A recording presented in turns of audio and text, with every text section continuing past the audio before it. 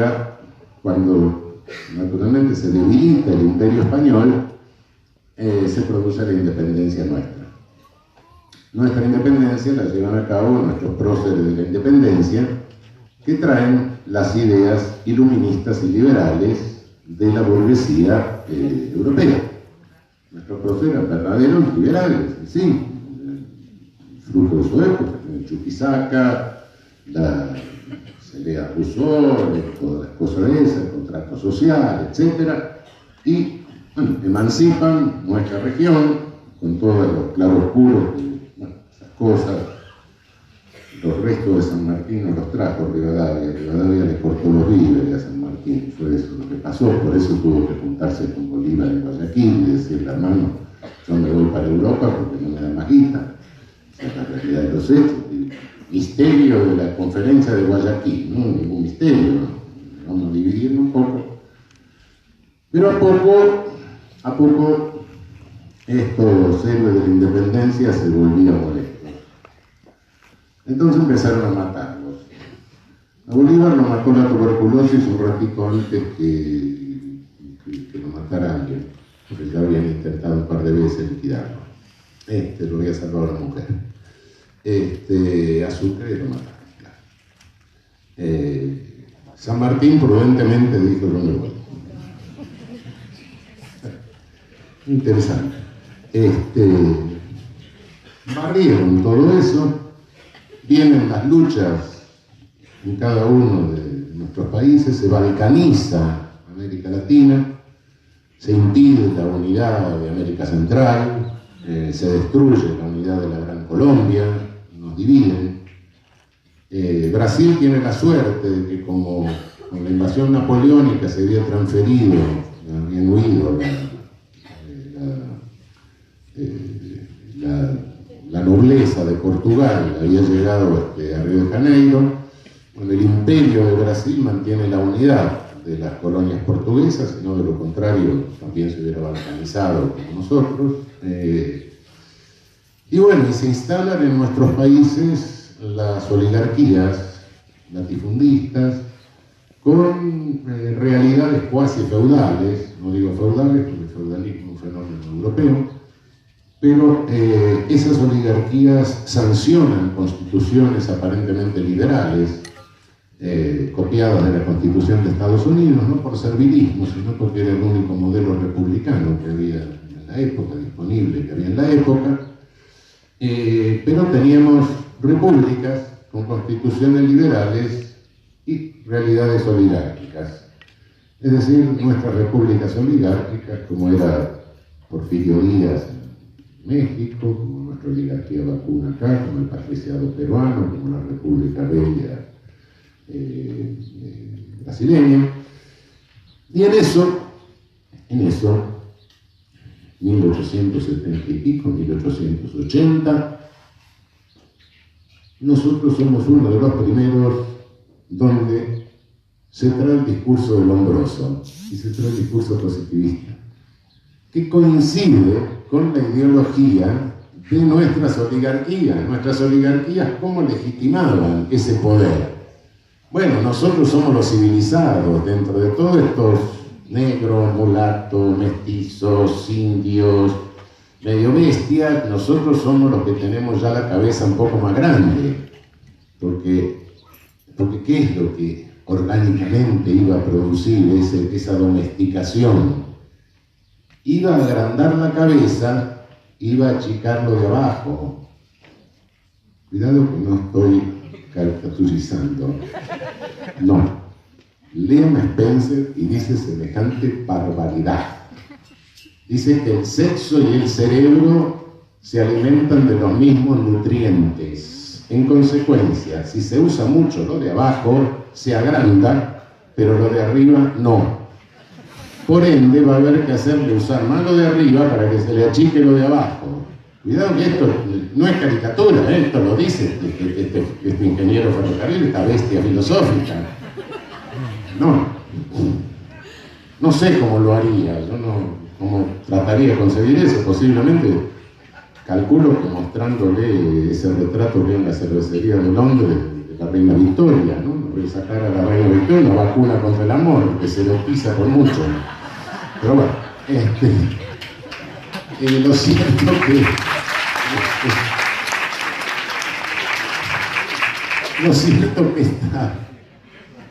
Lo cierto que es la primera vez que coincide la ideología penal con la ideología de la oligarquía dominante. Encaja perfectamente.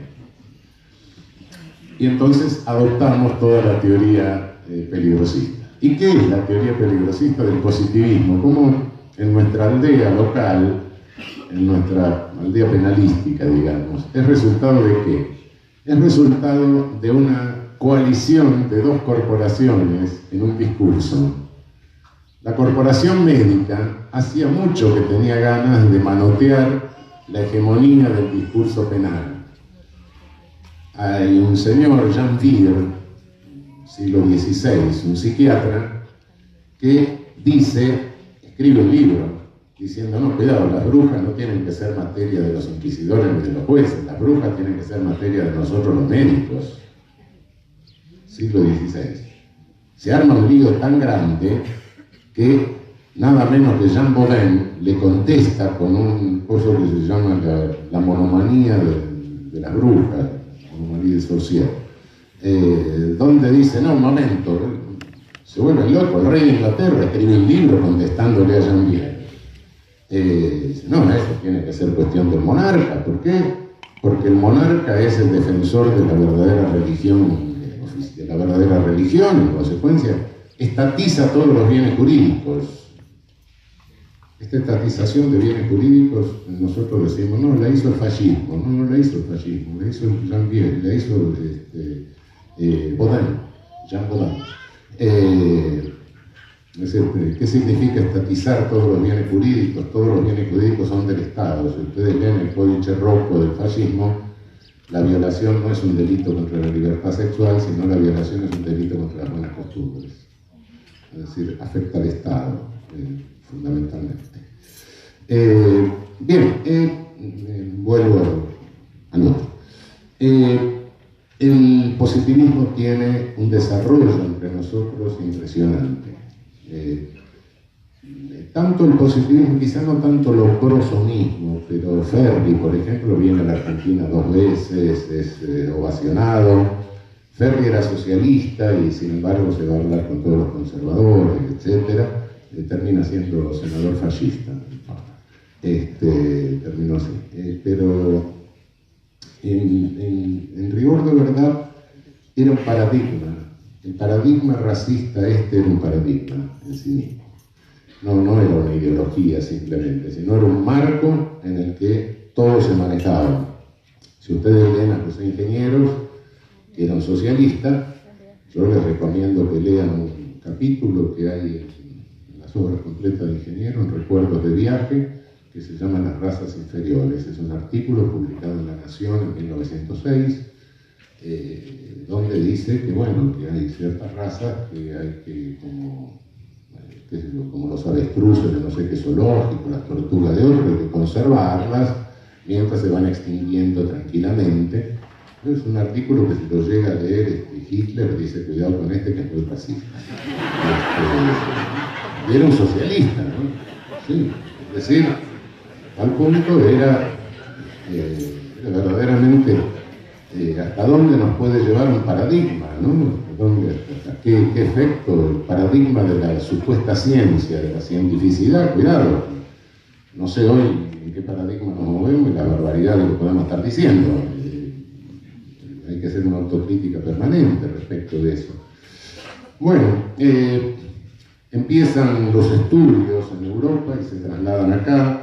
La mala vida, es decir, todo el vicio. Hay un libro, no podía dejar de ver, La mala vida en Buenos Aires, se escribe La mala vida en París, La mala vida en Roma, La mala vida en Madrid.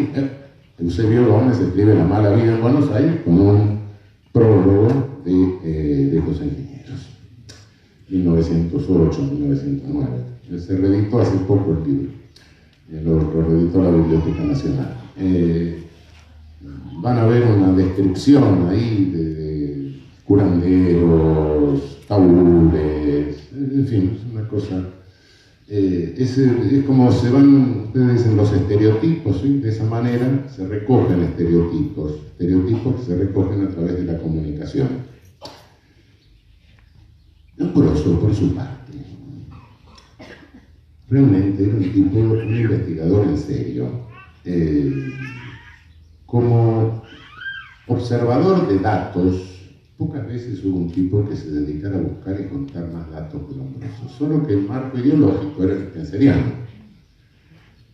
Y realmente, si ven ustedes el atlas del Homo delincuente, van a encontrar una colección de caras feas, muy rara, tipos prognáticos, orejudos,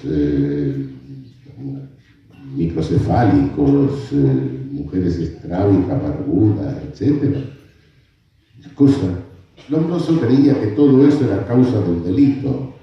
No, todo eso es causa de la criminalización. Porque sí es cierto que él encontraba en la cárcel y en el manicomio esas caras, pero nadie con esa cara podía caminar suelto por una ciudad de Europa durante mucho tiempo. Era eso lo que no observaba. Nos ha dejado la descripción de estereotipos, una de las descripciones de estereotipos más perfectas, más delicadas, más precisas que se hayan hecho a través de la historia. Por supuesto, a América Latina llega esta versión, llega la versión francesa del positivismo, la de Lacassagne. Lacassagne era un tipo, un psiquiatra que sostenía que, bueno, según lo que estuviera afectado, si era el frontal, si era el parietal, si era el occipital, se producían distintos tipos de delitos, unos inteligentes, otros primitivos. Parece que los más primitivos era que se caían para atrás y se golpeaban el occipital. Estas cosas, Lacassagne impacta la criminología brasileña, donde hay un delirante que funda la criminología brasileña, que se llamó Edmundo Lina Rodríguez, profesor de medicina legal de la Facultad de Medicina de Bahía. En definitiva, el positivismo en nuestra aldea penalística es resultado de la coalición de médicos y policías. La policía va cobrando poder por el fenómeno que les decía, que con la concentración urbana se la trae de la colonia a las metrópolis, pero no tiene discurso. Y los médicos tenían discurso sin poder. Se juntan los dos y entonces sale el positivismo. Esto se ve incluso en Francia. En un momento se empiezan a pelear entre los jueces y los médicos a ver quién se quedaba con la cabeza de los guillotinados. Unos lo querían enterrar y los otros querían llevárselo a los frascos esos horribles que tienen en esos laboratorios, en esos museos de medicina legal, donde está la cabeza adentro. Parece que ahí está la cabeza de Lombroso en un frasco en Torino. Yo no lo he podido ver nunca, no quise ir, pero no está cerrado eso. Pero parece que está la cabeza de Lombroso ahí. Lo cierto, este racismo nuestro se refleja en nuestros autores, que se hacen eco muy en medio de toda esa mistura positivista y peligrosista y todo eso, se hacen eco de la degeneración de Morel, fundamentalmente. No se deben juntar filos genéticos lejanos porque resultan un producto humano desequilibrado. No desequilibrado en inteligencia, pero sí desequilibrado en moral. Si leen ustedes el último trabajo de Sarmiento, trabajo póstumo, sobre las razas en América, los últimos 2 tomos de sus obras completas, van a encontrar que en una parte dice que nosotros somos resultado de un cruce de razas muy poco proclive a la democracia, de uno que es paleolítico con otro que no había superado la Edad Media. Sarmiento no había leído a Spencer, no llegó al positivismo, pero bueno, por ahí andaba la cosa.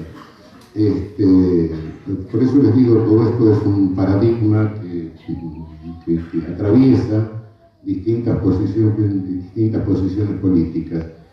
es el marco. Fuera del paradigma pensaban algunos y algunos, pero esos que pensaban fuera del paradigma eran marginados del poder académico, normalmente. El poder académico operaba este paradigma. La inferioridad de la mujer continúa. Lombroso tiene un libro que escribe con su yerno, Guglielmo Ferrero, que era un historiador de Roma, una historia de Roma bastante buena, un libro que se llama La donna normale, prostituta e delincuente, donde sostiene que la prostitución es un equivalente del delito. O sea, la mujer está menos representada en el delito porque el equivalente es la prostitución. La única inteligente como él era la hija, Gina Lombroso. El resto parece que era... De modo que la cosa se va continuando, ¿no? No me voy a meter con ustedes, con Freud, la cuestión de la envidia del pene y eso, ustedes saben más que yo de eso. No sé, yo no tengo envidia del útero tampoco, no puedo...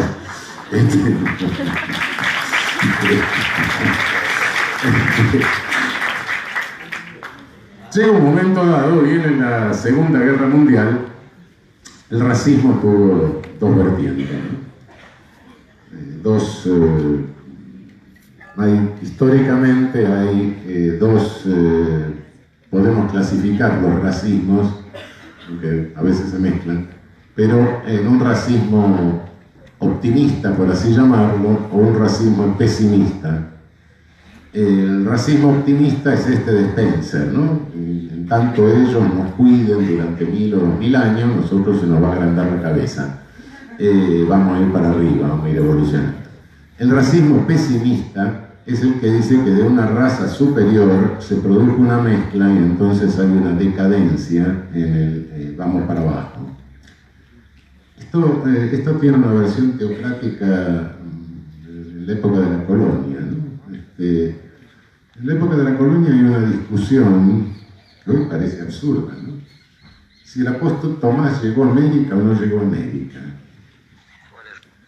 Si el apóstol Tomás no llegó a América, nosotros éramos infieles y por ende nos iban a adoctrinar e íbamos a ir para arriba, hasta la verdad. Si el apóstol Tomás había llegado a América, nosotros habíamos despreciado el mensaje evangélico y por ende éramos herejes y íbamos para abajo. Esto después se cientificiza en la otra forma. Claro, ¿por qué escribían bibliotecas enteras discutiendo si Tomás había llegado? Encontraban una huella petrificada al pie de Tomás, encontraban la cruz, y en América hay cruces prehispánicas, porque la cruz es un símbolo de los cuatro vientos, etcétera, de los cuatro puntos cardinales, la pirámide es una proyección tridimensional de la cruz, etcétera. Bueno, cada cosa de esas que encontraban era porque había llegado Tomás. Si éramos infieles, éramos materia del rey, del monarca cristiano que tenía que adoctrinarnos. Si éramos herejes, éramos materia de la iglesia que tenía que juzgarnos. Esa era la lucha que había detrás de esa, uno para arriba, otro para abajo. Esto se hace ciencia después, y bueno, evolución o involución. En este racismo involutivo, que es el que nutre, que viene de Gobineau, el conde de Gobineau era un novelista que su mejor novela fue sobre las razas humanas, fue embajador en Brasil y vio que solo podía hablar con el embajador, con el emperador, que era de raza pura, todo lo demás era medio mezclado, y en consecuencia Brasil iba a desaparecer porque la mezcla iba a llevar, parece que se equivocó, no pueden parar con... Esta versión de Gobineau que dividía la sociedad en la clase de blancos donde él estaba, después había una clase amarilla de comerciantes y después había una clase que tendía a la negritud, que eran los descamisados, hombres así, tranquilos, desordenados, etc. Los chinos eran comerciantes, los blancos eran la raza superior, la gran capacidad abstracta que tenía él. Bueno, estas versiones de raza decadente, de decadencia de la raza, son las que nutren finalmente al nazismo, que reelabora esto. Hay otro, en el medio hay otro diletante, que es Chamberlain, que es un inglés que se enamora tanto de Alemania, que se hace alemán, y se casa con la hija de Wagner. Y empieza a hablar de que sí, de que Cristo no era judío, sino que era ario, inventa un Cristo ario, una virgen aria, una locura de esas. Tiene 2 tomos, pero este diletante se convierte en el asesor de Guillermo II. Hoy leemos la obra de él, es un loco. Sí, pero hace 100 años este loco era el asesor de quien desencadenó la Primera Guerra Mundial. De modo que tengamos cuidado con esas locuras. Así como Spencer era el diletante que construye la teoría evolutiva, Chamberlain es el diletante que construye la teoría involutiva. Y esta cuestión de raza superior, etc., Chamberlain lo agarra después Rosenberg en el nazismo, delirante también, y construye el mito del siglo XX. Después Rosenberg lo ejecutan en Nuremberg, no por haber escrito el mito del siglo XX, sino por la barbaridad que había hecho como gobernador de Polonia. Pero bueno, viene la Segunda Guerra Mundial. Por supuesto que este racismo entra en crisis, desprestigia totalmente el racismo, sí, de reduccionismo biológico, y bueno, se desprestigia el involutivo, pero también el evolutivo. Entonces, bueno, yo creo que el giro, si ustedes ven en criminología, el cambio violento de discurso que hay de los años 30 a los años 50, en los 50 ya nadie habla en estos términos, en los 30 todos hablaban en estos términos. El Congreso de 1950, donde después de la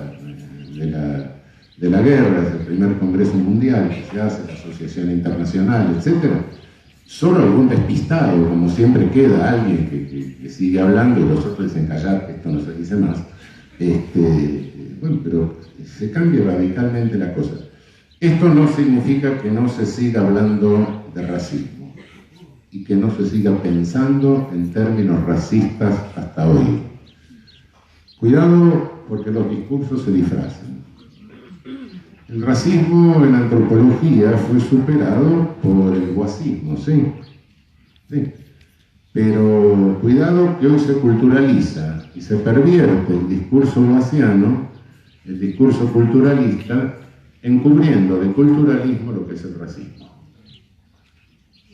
Hoy se habla de la lucha de culturas y de civilizaciones. Se murió el gringo que había escrito esa barbaridad. Sí. Cuidado con eso. Cuidado porque eso es una nueva versión de racismo. Yo creo que el pobre Boas, en mi opinión, el pobre Boas no tiene nada que ver en eso, ni la seguidora de Boas tampoco. Pero, como siempre, los discursos se pervierten y entonces hay quienes usan el culturalismo para esconder, en definitiva, para meterle una careta a lo que en el fondo es su racismo. Cuando me pregunto y me dicen, no, miren que la cultura islámica, miren lo que hace con la mujer. Sí, yo sé que hay una serie de barbaridades con las mujeres y que tenemos que tratar de hacer algo para que no las hagan. Pero cuidado, muchachos, cuidado. Cuando mi madre nació, mi abuela no podía disponer de sus bienes sin la firma de mi abuelo. Y cuando yo nací, y no soy un fenómeno biológico, mi vieja no podía votar. Entonces, cuidado con eso. No, está bien lo que hacemos, sí, por supuesto, no dudo de eso, pero no digamos que eso es una superioridad civilizatoria nuestra que la arrastramos a través de la historia, porque es nueva. Está bien, está perfecta, pero es nueva. Entonces, cuidado, no pretendamos decir que somos tan superiores a los otros, no, tratemos que los otros no hagan la barbaridad de que antes hicimos nosotros, pero teniendo en cuenta que es una adquisición nueva de nuestra cultura. Mucho cuidado con eso. Porque si no entramos en una cuestión de racismo, de cultura superior y cultura inferior, que es lo mismo que decir raza superior o raza inferior, es exactamente lo mismo, por otra careta. Bien, no solo al término de la Segunda Guerra Mundial entra en crisis todo el biologismo, sino que ya van pasando cosas en nuestra región. Nuestras repúblicas oligárquicas se habían empezado a desarmar. ¿Por qué? Porque habían surgido movimientos pluriclasistas, ideológicamente contradictorios a veces, etcétera, que eran los populismos. Getúlio Vargas en Brasil, Irigoyen y Perón acá, Lázaro Cárdenas en México, Velasco en Ecuador, el APRA en Perú. Se empezaron a desarmar, a debilitar esas oligarquías de nuestras repúblicas oligárquicas. Pero eso no debilitó el colonialismo. Y hay una segunda etapa del neocolonialismo posterior a la anterior. En el campo penal, debilitadas las oligarquías vernáculas y desprestigiado el discurso biologista, nos vamos a buscar a Alemania la doctrina del derecho penal. Y traemos los discursos alemanes. Y hasta hoy seguimos con eso. Esta es otra historia. Los vamos trayendo, como les decía al comienzo, sin darnos cuenta de su historia, de su contexto, de su sentido político, de su ideología. Y bueno, eso es lo que estamos enseñando en la Facultad de Derecho, como si fueran construcciones lógicas en torno del delito. Lo cierto que vamos construyendo un derecho penal separado de las ciencias sociales, porque lo que traemos es un método neocantiano que dice, no, un momento, miren, hay ciencias de la cultura, las Kulturwissenschaften y las Naturwissenschaften. La criminología es una Naturwissenschaften y la otra es una ciencia del espíritu, no sé, el espíritu del vino, no importa. Entonces no me mezcle los datos de una con los de otra. Y lo que me ordena la ciencia del espíritu es el valor. Entonces preguntamos, bueno, pero ¿y el valor qué es? No, los valores no son, los valores valen. Entonces, ¿para quién valen? Y para que nos imponen, supongo. Bueno, pero eso no lo dice. Entonces, lo que no me ordena el valor no existe. Y para el jurista no existe. Entonces uno dice, no, pero mira, vos estás construyendo toda una teoría del derecho penal, pero ojo que acá están matando gente, que acá hay cadáveres. No voy a detallar lo que pasa en nuestra región, porque ya ustedes lo saben. Bueno, pero no me lo ordena el valor. Es decir, los cadáveres se quedaron fuera del valor. Bueno, ese es y esa criminología, eso que trajimos, altera la criminología biológica. No. ¿Qué fue lo que hicimos? En aquella versión positivista, los médicos sometían a los juristas. Acá los juristas someten a los médicos. Dicen, no, un momento, acá damos vuelta a la cosa, nosotros te decimos lo que es delito y vos me vas a decir cuáles son las causas de eso que nosotros individualizamos como delito. Entonces vos te quedás con tu frasco de formol y la cabeza cortada y esa cosa rara que tiene, esa porquería que tiene en un rincón de la Facultad de Derecho, y es la criminología etiológica del rincón de la Facultad de Derecho. Esa fue la criminología que trajimos por los años 50 y el derecho penal que trajimos por los años 50. Y en el campo de la realidad social, ¿qué pasó? Como les decía, se agotaron o se debilitaron las oligarquías tradicionales y entonces el imperialismo se vale de un segundo momento, el colonialismo se vale de un segundo momento de dominación, alienando a nuestras Fuerzas Armadas con una ideología colonialista que fue la ideología de la seguridad nacional, que dio por resultado toda la dictadura de seguridad nacional que conocimos. Como todos sabemos, se cierra la etapa de neocolonialismo con la Guerra de Malvinas se termina la dictadura de seguridad nacional y ahora cabe preguntarse qué pasa con el poder punitivo en esta etapa y qué es esta etapa. Estamos viviendo, vino el colonialismo, vino el neocolonialismo con la etapa oligárquica y la etapa de seguridad nacional, y ahora estamos viviendo un tardo colonialismo, o un colonialismo tardío, o un capítulo superior del colonialismo. Es esto lo que estamos viviendo, en una realidad que, bueno, ustedes hablan de neoliberalismo, yo prefiero hablar de otra cosa. El neoliberalismo es un discurso. La realidad es una pulsión de totalitarismo corporativo. El poder está disputado en el mundo, en este momento, entre la política y las corporaciones transnacionales. Realmente hay un cambio en el capitalismo que se produce a partir de fines de los años 70 hasta hoy, que, bueno, siempre el capitalismo tuvo un aparato financiero que no necesitaba, pero el aparato financiero se hipertrofió en tal forma que domina incluso el aparato productivo. Y esto da por resultado un mundo de ficción bastante complicado. Primero porque estas corporaciones transnacionales son conjuntos de personas jurídicas y, como todos sabemos, las personas jurídicas son ficciones, ¿no? En segundo término, estos son conglomerados, enormes conglomerados de dinero. Pero decir que son enormes conglomerados de dinero tampoco es cierto del todo. El dinero hoy, desde que Nixon terminó con el patrón oro, son papeles. Papeles en los que todos confiamos, porque bueno, recibimos unos verdes, voy, me voy a comprar un saco, lo pago con los verdes y me dan el saco.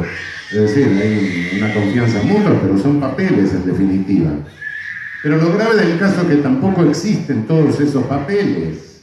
¿Por qué? Porque llevamos los papeles al banco nosotros, el banco los presta, el que lo recibe en préstamo lo vuelve a llevar al banco, lo vuelven a prestar y el banco se queda con un encaje, que ahora esto lo han bajado, el 10% creo que anda por ahí.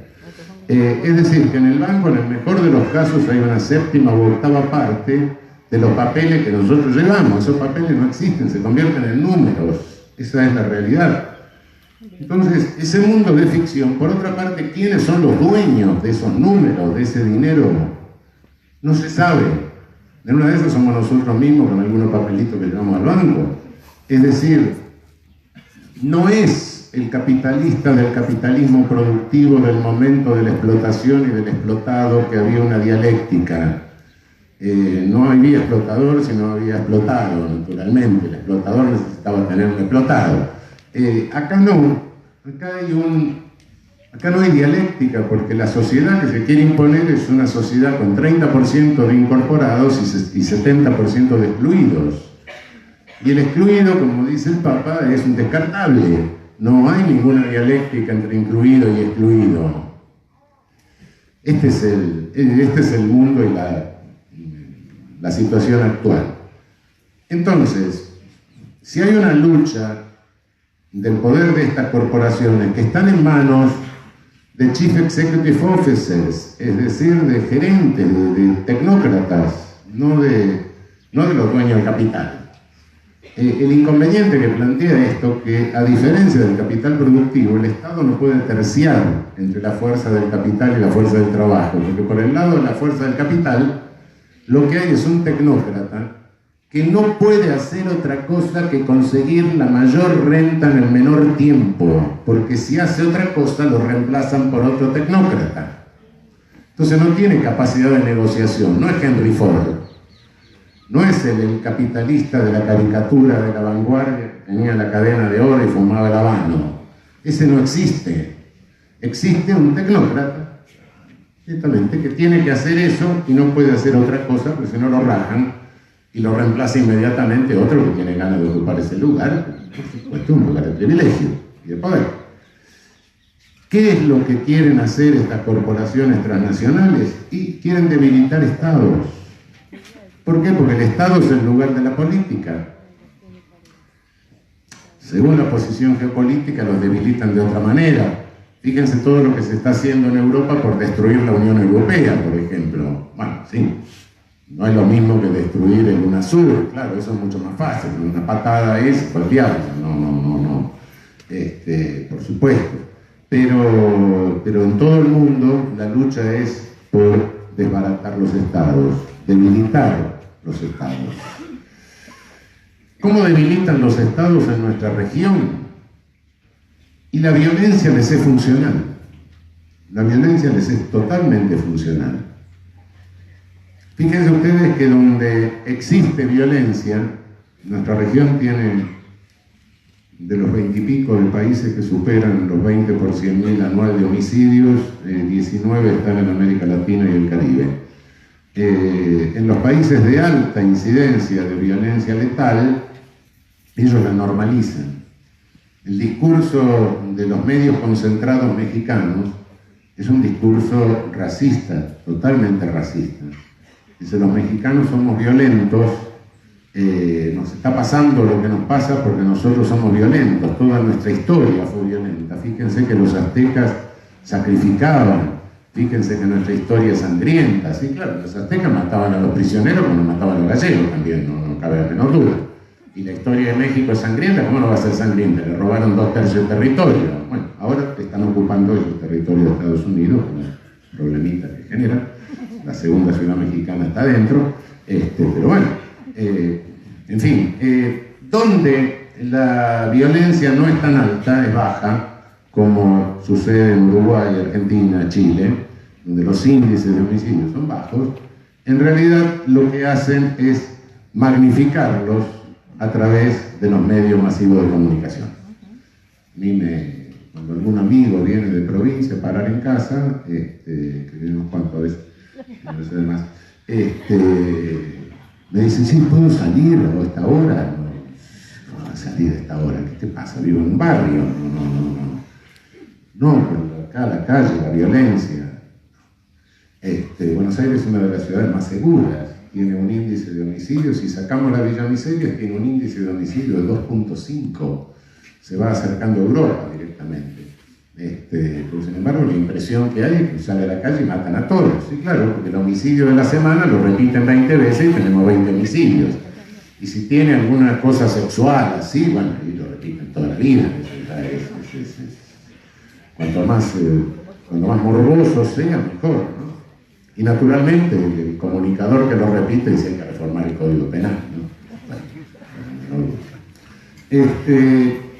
Bueno, eso justifica esa creación o normalización de la violencia, es lo que legitima una represión que incluso la propia victimización la pide. Y me dicen, ¿por qué los pobres la piden? Porque la victimización también se reparte inequitativamente, selectivamente.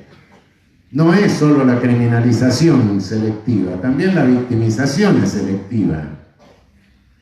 Cuidado que hay una técnica cuando alguien me dice, no, lo que va a pasar, y sobre todo ahora con este idiotez de la Fuerza Armada, me dicen, no, lo que va a pasar es que el control se va a hacer porque van a ir los tanques a controlar la Villa Miseria y los cosacos del zar. No, muchachos, ya no hay más cosacos ni zar. Es mucho más perverso el control. ¿Qué es lo que están haciendo? Están intensificando contradicciones entre los pobres. Fíjense que los criminalizados, los victimizados y los politizados salen de las mismas fajas sociales. Es como mátense entre los negros. Mientras se matan, no se pueden coaligar, no pueden tomar conciencia política. Y fenómeno que se maten entre ellos. Total, yo voy desde el centro hasta mi residencia, pasando por la autopista, y de vez en cuando le tiro un hueso a los mutantes que están abajo. Cuidado que esa es la técnica de control hoy. No quiero hacer calificación. Hay algunos que creen que se puede controlar de otra manera. No, la técnica de control es esa. Y entonces es el éxito de determinado discurso, como el del fascista de Bolsonaro en Brasil. Ese es el mecanismo, que es perfectamente funcional a los intereses de las corporaciones transnacionales. Es decir, este es el mecanismo. Ahora bien, es un mecanismo y debo advertir algo. La selectividad criminalizante es inevitable. En una sociedad estratificada como las nuestras, porque ojo, no solo somos campeones de los índices de homicidio, también somos campeones de los coeficientes de Gini, es decir, de los coeficientes que señalan la inequitativa distribución de la riqueza. En sociedades estratificadas como las nuestras, y en toda sociedad, pero en las nuestras por su mayor estratificación, se hace más evidente lo que se llama la relación diferencial. Es algo que Ervin Sutherland de los años 30 de Estados Unidos. Es decir, hay un entrenamiento. Cada uno de nosotros tiene un entrenamiento social conforme a su pertenencia de grupo, clase, etc. Bueno, naturalmente en una villa miseria no se aprende a organizar un offshore. Y hay quien puede aprender más o menos a robar un banco, y hay quien aprende o está entrenado para fundar el banco y fundirlo. Bueno, el que puede hacer una cosa no puede hacer la otra. Si yo quisiera cometer delitos, tengo algún entrenamiento para cometer algunos delitos, pero si se me antoja meterle 2 dedos en el bolsillo al que está al lado mío en el subte o en el ómnibus, naturalmente me va a dar una trompada, me va a matar. No lo sé hacer. Viceversa tampoco. Entonces, realmente la selectividad estructural de todo poder punitivo se establece en base a eso. Es mucho más fácil detectar al bestia que hace cosas groseras que detectar al otro que hace cosas mucho más refinadas, sin perjuicio de que independientemente de eso el otro está más cerca del poder económico-político que el otro que hace las cosas groseras. Pero independientemente de eso es más fácil. Y por mejor que funcione una policía funciona como una burocracia. No uso la palabra burocracia en un sentido peyorativo. Todo Estado necesita una burocracia, si no, no funciona. Ojalá tuviéramos una burocracia fuerte y seria. Y la burocracia, bueno, hace lo que resulta más fácil. Y por otra parte, si no tiene trabajo, lo inventa. Eso es inevitable. Ninguna burocracia se suicida. Sí, uno puede hacer Mañana creamos una comisión para investigar la conducta de los marcianos. Nos sentamos todos, ¿qué hacemos? Bueno, lo primero vamos a hacer un seminario para ver si hay marcianos. Ya se nos ocurrió algo, no cabe la menor duda. Y si vemos a lo largo de la historia, bueno, colmo, la burocracia para detectar arios y no arios entre los nazis, qué sé yo, con médicos y toda una academia, ¿no? Bueno, sí, las burocracias proceden, hay reglas de la burocracia, Max Weber habló de eso. Pero al mismo tiempo de esta selectividad, hay algo que en nuestras sociedades o en el mundo estas corporaciones necesitan. Ahora que nombro a Max Weber, quisiera explicar esto un momento. Toda sociedad necesita, cuando Max Weber describe las castas de la India y las explica, dice, bueno, toda sociedad necesita una casta de parias. ¿Por qué? Porque de ese modo todos los demás se sienten superiores. Y se crea la casta de parias. Las castas de parias en nuestra región a veces tienen una base racista, étnica, más o menos clara, sobre todo en los países que tienen la cicatriz esclavócrata. Entre nosotros que no tenemos cicatriz esclavócrata, esa base racista no existe de la misma manera, de la misma forma, y tenemos que apelar más a cuestiones culturales. Es decir, nosotros somos más refinados que esa clase de parias, ¿no? Nosotros decimos los negros de la villa, pero los de la villa no son negros, no. Bueno, en consecuencia tenemos que apelar a algo más cultural, ¿no? Pero de cualquier modo notamos que sí, los estereotipos responden a esa clase de parias, y los medios intentan generar estereotipos de parias para que todos los otros se puedan considerar superiores y en consecuencia le puedan atribuir todos los males a esa clase a la cual, y consecuentemente reflejarse, decir, bueno, ¿quiénes me van a sacar a mí, que soy un decente, que etcétera, superior y que trabajo y todo lo que hago, la meritocracia, etcétera, voy consiguiéndolo con sacrificio para dárselo a esos parias negros, feos, viciosos, concupiscentes, etcétera? Bueno, sí, eso, cuidado, eso es otra técnica de este tardo colonialismo que emplea este tardo colonialismo. En fin, esto que les describí hace un rato de la selectividad estructural es algo que no le podemos cancelar, no lo podemos hacer desaparecer en ningún sistema penal. Lo que sí podemos es esforzarnos por bajar el nivel, eso sí.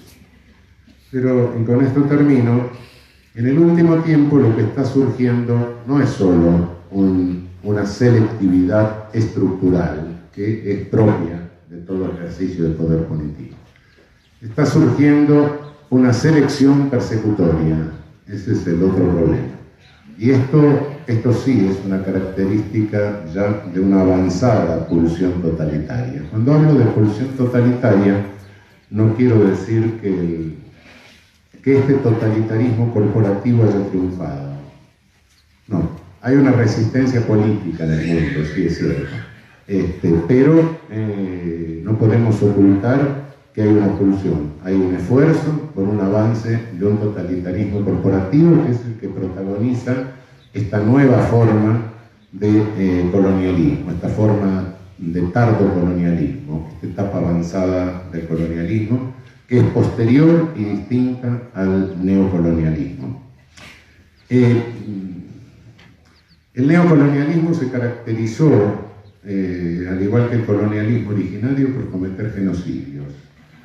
Estos se caracterizan por cometer crímenes económicos. Este poder corporativo tiene carácter criminal. Si no, vean ustedes lo que ha sido la crisis del 2008. La crisis del 2008 ha sido una macroestafa. Vean ustedes lo que es la explotación de trabajo esclavo a distancia, mediante la tercerización de trabajo. Vean ustedes lo que es la administración fraudulenta de un país. Llevar de 40.000 millones de dólares a 200.000 millones de dólares la deuda en 2 años. Si eso yo se lo hago administrando los bienes de un huérfano, naturalmente me meten preso por el 173 del Código Penal, administración fraudulenta. Y podría seguir con otras cosas, extorsiones, corrupción. ¿Quién tiene capacidad? La corrupción no es solo pasiva, naturalmente que se activa. En cohecho activo el que da, otro el que recibe. ¿Quién tiene capacidad de cohechar? Naturalmente que la enorme capacidad, la enorme disposición dineraria los coloca en esa situación. Y habría otras. Todo eso va produciendo un fenómeno de subdesarrollo en nuestra región. O sea, va manteniendo el subdesarrollo. No es independiente del genocidio. Medir las consecuencias que para la vida humana tiene el subdesarrollo en nuestra región, bueno, no se lo ha intentado, quizás sea difícil, ¿no? Pero ¿cuántas vidas humanas cuestan? Me estaba refiriendo a la letalidad abierta, violenta, etc. La letalidad policial. En Brasil hay una altísima letalidad policial con características de tipo racista. ¿Cuántos muertos cuesta la inseguridad laboral? ¿Cuántos muertos cuesta la supresión de campañas de prevención sanitaria? ¿Cuántos muertos cuesta la atención selectiva de la salud? ¿Cuántos muertos cuesta la falta de una infraestructura de caminos adecuada a los vehículos que tenemos? Si se suman todos esos muertos, nos vamos a dar cuenta que en nuestra región estamos sufriendo un genocidio por goteo, de alguna manera. Es decir, creo que, con esto termino, en materia de derechos humanos, La historia que nos cuentan del centro es que el primer derecho humano es a la vida, y de ahí fueron los derechos humanos individuales, y después los sociales, y ahora los de tercera generación, y entre los de tercera generación está el derecho humano al desarrollo. Esta es la historia del centro. Desde la periferia, el primer derecho humano nuestro es el que ellos consideran de tercera generación, es el derecho humano al desarrollo. ¿Por qué? ¿Y quiénes fueron nuestros primeros luchadores por los derechos humanos, los héroes de nuestra independencia? ¿Por qué? Porque la primera condición del desarrollo es la independencia. En consecuencia, sí, tenemos que contar la historia de los derechos humanos, pero al revés de lo que nos la cuentan desde el centro. Bueno, muchísimas gracias.